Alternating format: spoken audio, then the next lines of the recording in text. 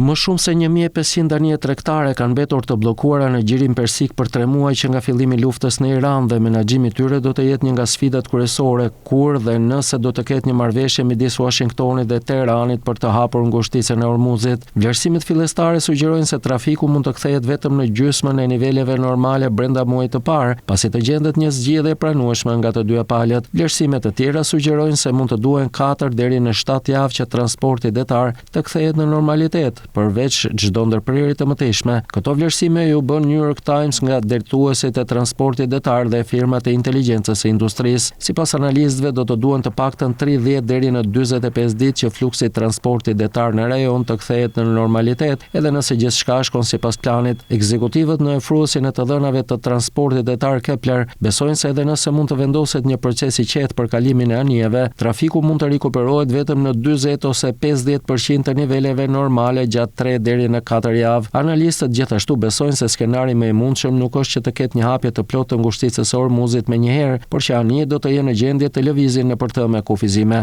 Ato do të kenë rrugë të kufizuara, kosto më të larta të sigurimit për rrezikun e luftës dhe kohë më të gjata pritje. E gjithë kjo ndërkohë që Ministria e Jashtme e Iranit tha të hënën se Teherani mbledh tarifa për shërbimet e navigimit nga anijet që kalojnë nëpër ngushticën e Hormuzit, por nuk vendos taksa. Javën e kaluar Irani publikoi një hartë ku pretendonte kontrollin mbi një pjesë të ngushticës së Hormuzit që shtrihet thellë në ujërat territoriale të Emirateve të Bashkuara Arabe dhe Omanit. Kjo bëri që 5 vende të gjirit i paralajmëronin zyrtarisht kompanitë e transportit detar përmes organizatës ndërkombëtare detare që të mos i përmbushnin kërkesat e Iranit.